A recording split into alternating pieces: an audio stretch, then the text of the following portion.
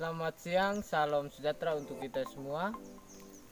Terima kasih atas waktu dan kesempatan yang diberikan kepada kelompok kami, kelompok 2, program studi pendidikan IPA STKIP Tabula, yang akan melakukan evaluasi atau presentasi evaluasi di lingkungan ini, yaitu evaluasi ekosistem. Di sini saya selaku moderator atas nama David Boroki, biasa disapa David. Perkenalkan, nama lengkap saya Menfianti Malo, biasa dipanggil Menfi. Perkenalkan, nama lengkap saya Domingus Tehikaka, biasa dipanggil Ming. Perkenalkan, nama lengkap saya Octaviana Rosvita, biasa dipanggil Rita. Perkenalkan, nama lengkap saya Florentina Laloro, biasa dipanggil Renti. Jadi baik, langsung saja. Di sini saya akan mempersilakan pemateri pertama untuk menjelaskan materi tentang ekosistem secara umum. Untuk pembawa materi pertama, saya persilakan Saudari Menfianti Malo. Baik teman-teman, saya akan menjelaskan materi tentang ekosistem. Oke teman-teman, sudah kita ketahui bersama bahwa ekosistem merupakan suatu sistem ekologi yang terbentuk dari adanya interaksi makhluk hidup dengan lingkungannya. Di dalam lingkungan terdapat dua komponen, yaitu komponen abiotik dan komponen biotik. Komponen abiotik merupakan komponen mati atau yang tidak hidup, seperti suhu, udara, dan cahaya. Sedangkan komponen biotik merupakan komponen hidup seperti manusia, hewan, tumbuhan, dan mikroorganisme. Oke teman-teman, sekian dari saya kembalikan kepada moderator. Terima kasih. Terima kasih pada pembawa materi pertama, Menfianti Malo, yang sudah membawakan materi tentang ekosistem.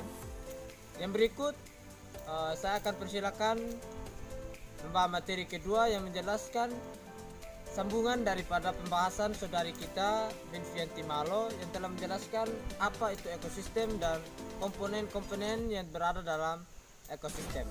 Nah, yang perlu kita ketahui bahwa dalam ekosistem ada dua komponen, komponen hidup dan komponen tak hidup. Yang berikut akan dijelaskan oleh pembawa materi kedua. Kepada pembawa materi kedua, waktu dan kesempatan saya persilakan. Terima kasih kepada moderator yang telah memberikan waktu dan kesempatan kepada saya. Saya akan menyampaikan lebih lanjut tentang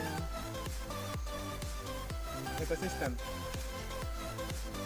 Seperti yang kita ketahui, di dalam ekosistem terdiri dua komponen, yaitu komponen biotik dengan komponen abiotik. Yang termasuk dalam komponen abiotik adalah makhluk yang hidup, dan komponen abiotik unsur yang tak hidup. Nah, contoh-contohnya yang makhluk hidup seperti tumbuhan, ini manusia, hewan, dan mikroorganisme.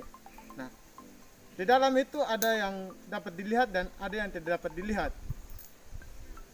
Yang dapat dilihat teman-teman seperti tumbuhan, manusia, dan hewan.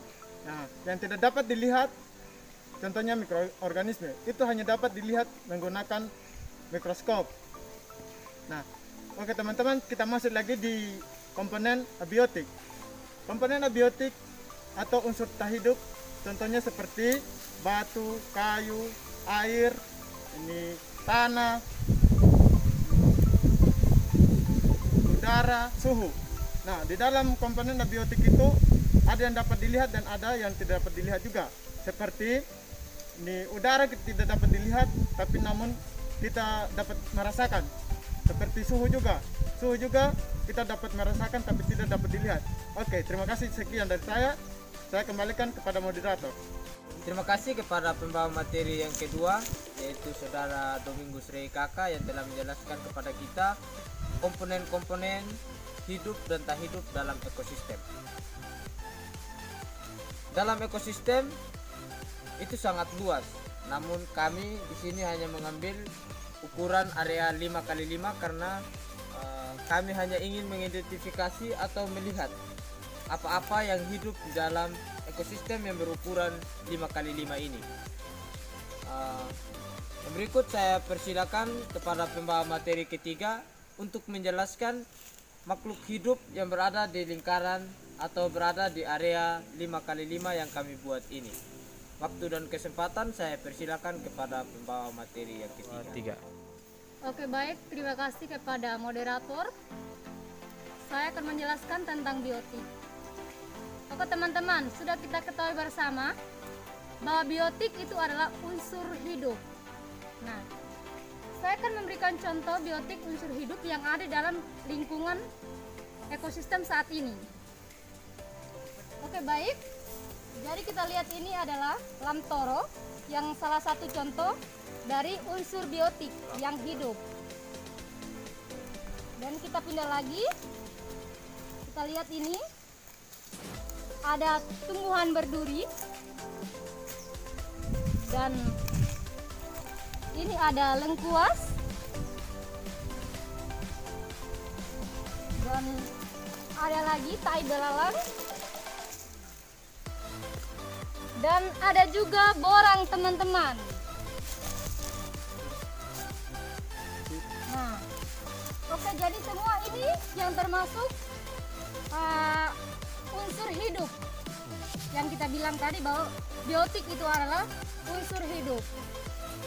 Oke teman-teman, selain tumbuhan yang ada pada area sini, ada juga makhluk hidup lain.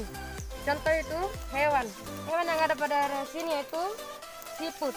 Dan ini yang dinamakan siput teman-teman.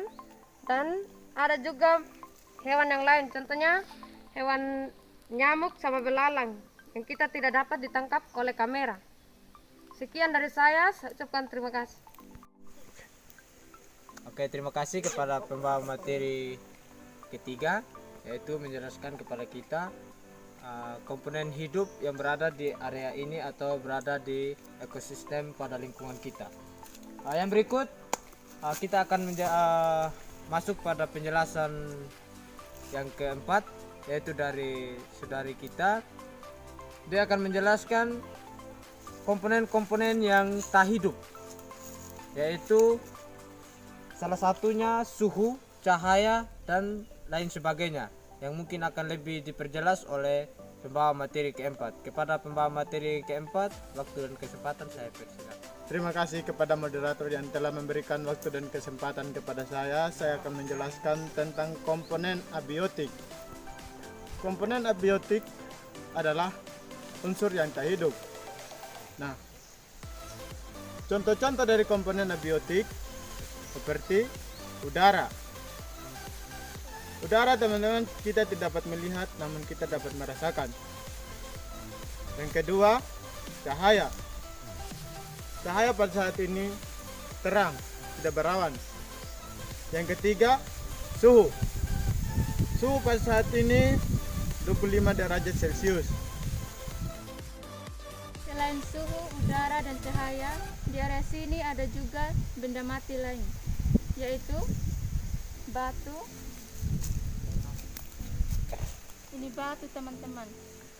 Dengan ini kayu mati dengan tanah. Terima kasih kepada pembawa materi yang sudah luar biasa memberikan materi kepada kita, yang sudah menjelaskan apa itu ekosistem, komponen-komponen ekosistem, dan contoh-contoh komponen abiotik dan biotik yang berada dalam ekosistem.